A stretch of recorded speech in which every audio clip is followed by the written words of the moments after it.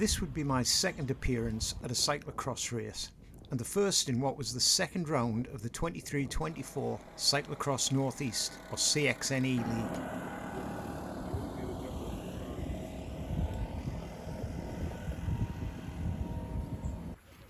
Lesson learned from my first outing: we arrived early, in time to walk the entire course, which, as well as providing useful information, offered spectacular views across the lovely Tyne Valley.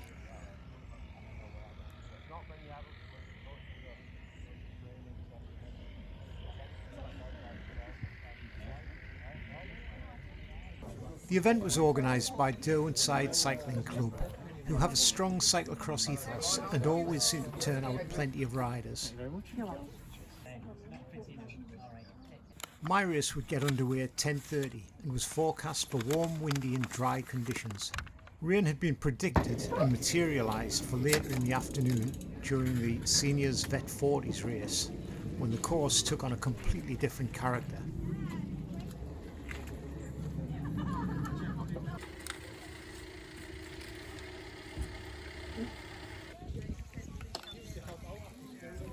I did 4 laps of the course during practice, which seemed more than enough as a warm-up.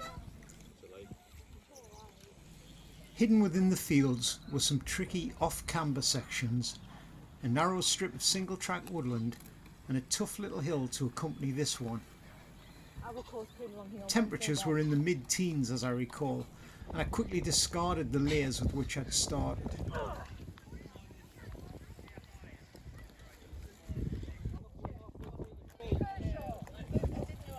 There were 48 riders in the male vet 50 plus category, and this would be the first time I'd been gridded. I'm not sure how it works, but I wasn't surprised to find my name virtually the last to be called out. I'd be starting right at the back, but at least there'd be no pressure. I'd never been the last picked for a team, rarely was the first either, but I imagine it felt like this.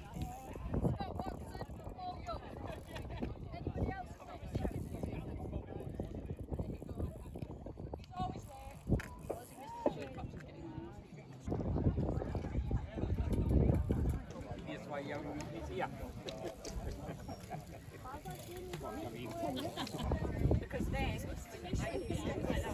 on the top.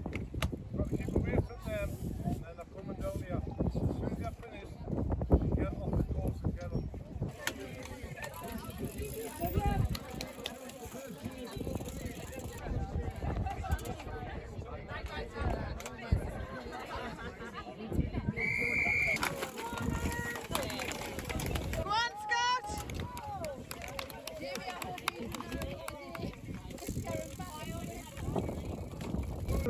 We're coming through now. Everybody final done. They'll get the order of play. Amelia Clitheroe trying to match that as well. Now they come round here.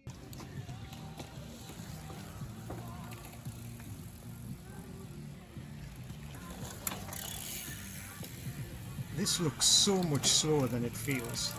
The approaching steep off-camber 180-degree turn had been something of a concern, but wasn't too bad. I caused myself a small amount of embarrassment trying to overtake there in a subsequent lap, when I finally remembered that you're allowed to dismount and run with the bike, as the lady does behind me.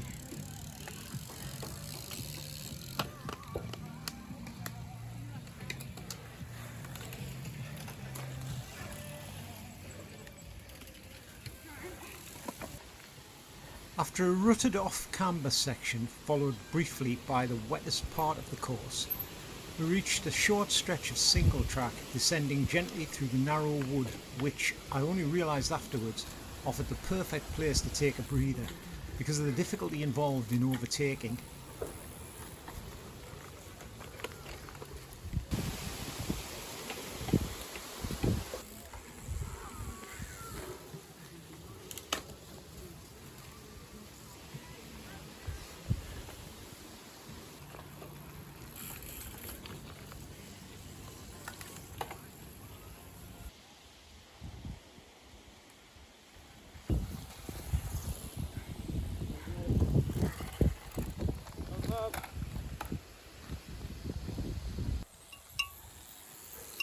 This hill was another rung in my cyclocross education.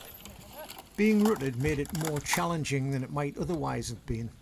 There was plenty of grip though, and I managed on most of the laps, but embarrassingly not the one you're about to see.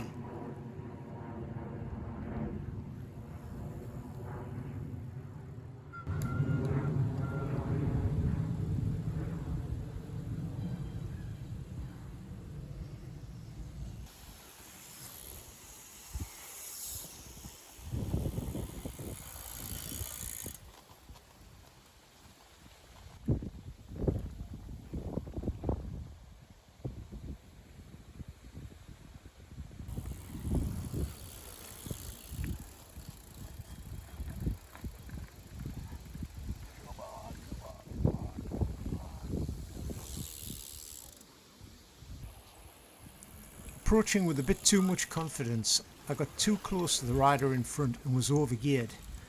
A second's hesitation brought me to a dead stop and I couldn't get going again. I was fairly pleased with my remount on the non-practiced drive side though. This was another section I'd been concerned with, the slick off-camber chute that featured at the start of the video. The organisers must have had some misgivings as it was equipped with yellow and red warning flags, another learning experience for me. Again, it looked more intimidating than it was. You can always rely on photographers to find the likely trouble spots though.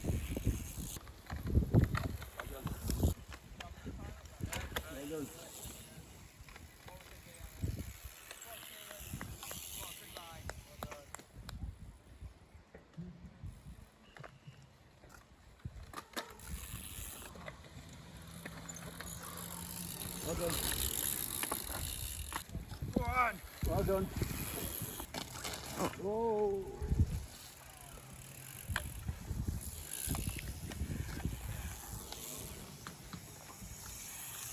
Steady away, Jackie, that's exactly it. Exactly it. Exactly.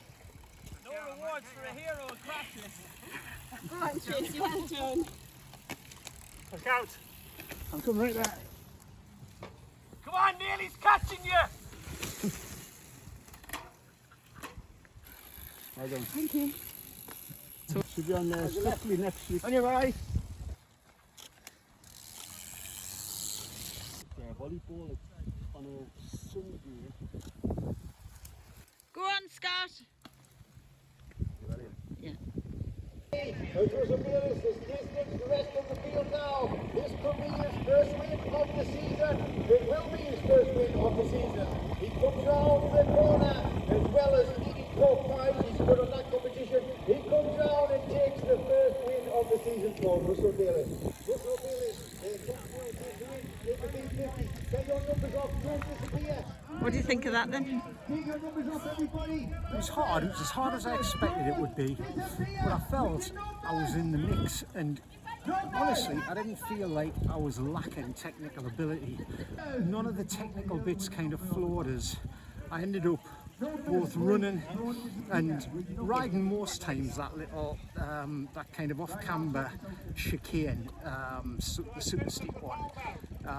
It was, to be honest, yeah, I got caught out, but I dealt with it. And then that little slick bit, the off-camber stuff,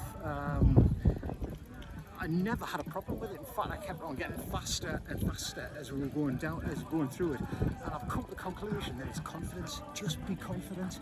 And obviously, if you go down, you're going to come a box of tricks. But in general, I think the speed just carries you through. But I was resting on the flats, and I think a lot of the lads were catching us there.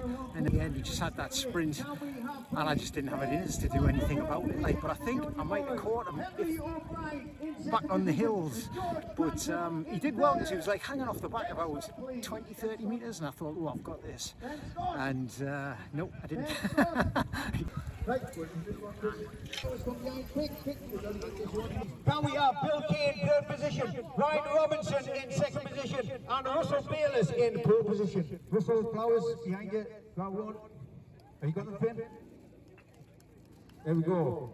Well done, guys, brilliant. Still looking for Scott Watson, Mark Frears, Neil Cranston. Right, Amelia Clitheroe, please, for first position in the junior girls, Got please. something for you. Amelia Clitheroe.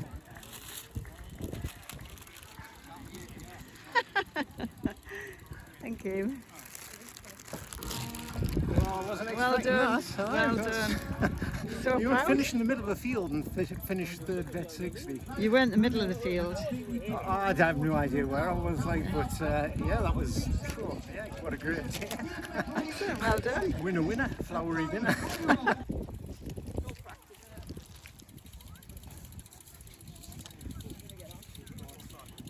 Reckon the tape's after the race.